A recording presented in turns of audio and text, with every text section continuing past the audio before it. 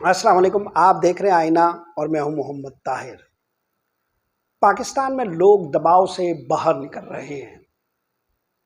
دباؤ سے باہر نکلنے کے موجودہ حالات میں اشاروں کے باوجود دباؤ کو ایک ہتھیار کے طور پر استعمال کرنے کا چلن ختم نہیں ہو رہا۔ گزشتہ دنوں اسلام آباد ہائی کورٹ کے ججز کو اینتھریکس سے آلودہ خطوط ملے۔ یہ خطوط ایک دھمکی کے پیرائی میں لیے گئے اور اس کا ذکر پورے ملک میں زور و شور سے جاری تھا کہ لاہور ہائی کورٹ کے ججز اور اب سپریم کورٹ کے ججز کو بھی اسی طرح کے اینتھریکس سے آلودہ خطوط ملنا شروع ہو گئے ہیں۔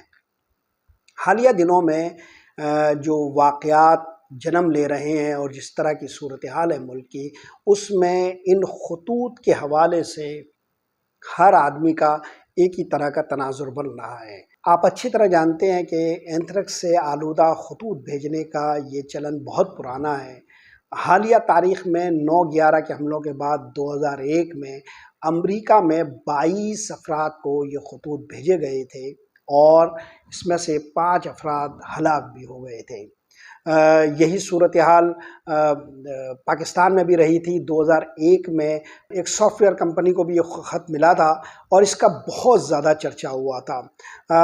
عراق وار کے دوران بھی امریکہ نے بہت زیادہ اینتھریکس کا شور بلند کیا تھا اور اس قسم کے الزامات لگائے تھے اس وقت کی عراق کی رجیم پر کہ وہ اس طرح کی حرکتیں کر رہی ہے اور اینتھریکس کو بطور ہتھیار استعمال کر رہی ہے، اگرچہ اس کے کوئی شواہد بعد میں نہیں ملے تھے۔ پاکستان میں اینتھریکس کا حالیہ دنوں میں خط کے ذریعے ملنے کا یہ رجحان اور پھیلتا ہوا رجحان، کیونکہ یہ کسی ایک جگہ یہ خط ملنے کے بعد یہ سلسلہ رکا نہیں ہے۔ اسلام آباد ہائی کورٹ سے لاہور ہائی کورٹ اور اب سپریم کورٹ میں یہ خطوط ملے ہیں۔ اس میں ایک پیٹرن موجود ہے اور یہ پیٹرن انتہائی اہم ہے۔ پیٹرن کیا ہے؟ اسلام آباد ہائی کورٹ کے ججز کو جو خطوط ملے ان میں مختلف ناموں سے یہ خطوط تھے، مگر اس میں ایک ہی پارٹی کا ذکر تھا، ایک جماعت کا ذکر تھا، اور وہ جماعت جس کا کسی نے نام تک نہیں سنا ہو شاید، تحریک ناموس پاکستان کی طرف سے یہ خطوط تھے۔ تحریک ناموس پاکستان کے نام سے گزشتہ سال ستمبر میں بھی اسی طرح کی ایک کارروائی ہوئی تھی، جس میں اگرچہ اینتھریکس کے خطوط تو نہیں ملے تھے لیکن ججز کالونی کے پاس سے ایک بیگ ملا تھا اور اس بیگ میں گولیاں بھی تھی، دستی بم بھی تھے اور بھی کچھ اسی طرح کے غالباً پسٹل بھی تھا، مگر اور اس تھیلے میں بھی جس جماعت کی طرف سے یہ کارروائی بتائی گئی تھی اس کا نام تحریک ناموس پاکستان یہ سامنے آیا تھا۔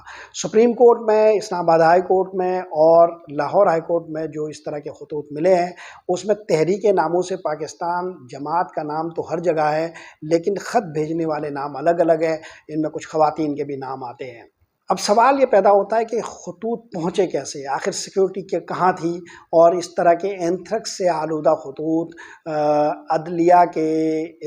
عدلیہ میں پہنچ گئے اور ججز کے ہاتھوں میں چلے گئے، یہ ایک اہم ترین سوال ہے کہ یہ پہنچے کیسے۔ اس نے ہماری سیکیورٹی پر ایک سوال اٹھایا ہے۔ جو دوسرا سب سے اہم سوال ہے وہ خطوط کی ٹائمنگ کا ہے۔ یہ خطوط جس وقت ہم مل رہے ہیں ججز کو، اگر آپ غور کریں تو اسلام آباد ہائی کورٹ کے 6 ججز نے ایک خط لکھا ہے جس پر پورے ملک میں ایک ادھم مچا ہوا ہے، اور اسلام آباد ہائی کورٹ کے اس خط کے بعد اسٹیبلشمنٹ کافی ڈیفینسو حالت میں ہے اور ہمیں نظر آ رہا ہے کہ مختلف ججز اب اس دباؤ سے نکل کر آزادانہ فیصلوں کی طرف راغب ہو رہے ہیں۔ یہ بات مختلف فیصلوں سے بھی پتہ چل رہی ہے اور جو روز عدالتیں لگ رہی ہیں اس میں جو آبزرویشن ججوں کے سامنے آ رہی ہے اس سے بھی اس کا اندازہ ہو رہا ہے۔ تو دباؤ سے باہر نکلتے ہوئے ججز ہے اس وقت ایک اسٹرگل کرتے ہوئے، یعنی ہماری رولنگ ایلیٹ ہے، اس کا جو ایک اہم ترین ستون ہے عدلیہ، وہ اس وقت اس دباؤ سے نکلنے کی جد و جہد میں ہے اور ایسے وقت میں یہ خطوط ججز کو مل رہے ہیں۔ اور اسلام آباد ہائی کورٹ کے 6 ججز کے خط کے بعد سپریم کورٹ میں اس کی سماعت بھی جاری ہے از خود نوٹس کے تحت۔ اس طرح اس ٹائمنگ نے کافی معنی خیز ایک تناظر دیا ہے اس پورے کھیل میں، اس اینتھریکس سے آلودہ خطوط کو دیکھنے کا۔ اگلا جو تناظر ہے وہ یہ کہ پورے ملک میں جو ماحول ہے وہ اسی طرح کی مشکوک چیزوں کا ہے۔ مثلا پاکستان کے اندر گزشتہ 2 برسوں سے بہت مشکوک قسم کی چیزیں ہو رہی ہیں، اور جو الزامات ہیں وہ اسی طرح کے لگ رہے ہیں۔ مثلا حالیہ دنوں کا میں تازہ ترین الزام آپ کو بتا رہا ہوں، اور الزامات کو ایک طرف رکھیں جو 2 سال میں اسی طرح کے مشکوک نوعیت کے الزامات سامنے آئے ہیں۔ عمران خان یہ کہہ رہے ہیں، گزشتہ روز انہوں نے کہا کہ ان کی اہلیہ بشریٰ بی بی صاحبہ کو زہر دیا جا رہا ہے، اور اس کی تحقیقات بھی نہیں ہو رہی اور علاج بھی نہیں کرنے دیا جا رہا۔ خود بشریٰ بی بی صاحبہ نے عدالت میں ایک سماعت کے دوران بلند آہنگ ہو کر یہی بات دہرائی ہے کہ انہیں جو ہے وہ زہر دینے کی کوشش کی گئی ہے۔ اب سوال یہ پیدا ہوتا ہے کہ اس طرح کی فضا میں کہ جب اس طرح کے الزامات لگ رہے ہوں اور اس میں مشخص بھی کیا جا رہا ہو کہ فلاں جگہ سے ہو رہا ہے، فلاں لوگ کر رہے ہیں، ایسی فضا میں یہ جو خطوط آئے ہیں اس نے شک کی فضا کو مزید زہریلا بنا دیا ہے، اور عوامی جو سوچنے کا تناظر ہے وہ اور زیادہ آلودہ کر دیا ہے اس پورے کھیل میں۔ اس طرح کی کارروائیاں صرف پاکستان میں نہیں پوری دنیا میں مشکوک طرح سے دیکھی جاتی ہے۔ مختلف دہشت گرد گروپوں کے نام لیے جاتے ہیں، مختلف جعلی نام ہوتے ہیں، لیکن یہ ساری چیزیں تحقیقات میں کبھی ثابت نہیں ہوتی۔ ایسا کیوں ہوتا ہے؟ اس لیے کہ جو مؤثر حلقے ہوتے ہیں وہ ایک ہتھیار کے طور پر اس طرح کی چیزوں کا استعمال دنیا بھر میں کرتے ہیں۔ میں صرف پاکستان میں موجودہ جو یہ صورتحال ہے اس پر اس کو منطبق نہیں کر رہا ہوں، بلکہ دنیا بھر کا تناظر ایسے کھیل میں بتا رہا ہوں۔ خود اینتھرکس کے حوالے سے ہی لے لیجئے، 2001 کا جو امریکہ کا معاملہ ہے اس میں ایف بی آئی تحقیقات کر رہی تھی، مگر اس کا کوئی نتیجہ نہیں نکلا۔ 2008 میں ایف بی آئی نے یہ تحقیقات اس طرح کلوز کی کہ یہ کہا کہ بہت ہی گنجلک ہمیں تحقیقات اس کی کرنی پڑی۔ بہت پیچیدہ تحقیقات کے بعد ہمیں یہ پتہ چلا کہ کسی دہشت گرد گروپ سے یہ اینتھرکس کے لفافے نہیں ملے تھے 22 لوگوں کو، جن میں 5 لوگوں کی ہلاکت بھی ہو گئی تھی، بلکہ یہ تو امریکہ کی اپنی ایک بائیو ڈیفنس حکومت کے زیر انتظام امریکہ کی اپنی بائیو ڈیفنس لیبارٹری تھی، وہاں سے ایک ڈاکٹر نے جو ہے یہ لفافے بھیجے تھے۔ اچھا، اس طرح کے معاملات میں کبھی بھی آپ اس آدمی کو جس کا ذکر کیا جا رہا ہے اس کو زندہ حالت میں نہیں دیکھیں گے، چاہے کہیں پر بھی یہ معاملہ ہو۔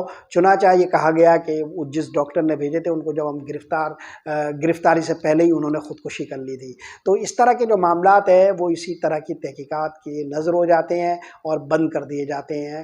تو کبھی بھی اس اینتھرکس سے آلودہ خطوط کا کوئی سرا کسی کو نہیں ملے گا۔ کبھی یہ پتہ نہیں چلے گا کہ تحریک ناموں سے پاکستان کیا بلا ہے۔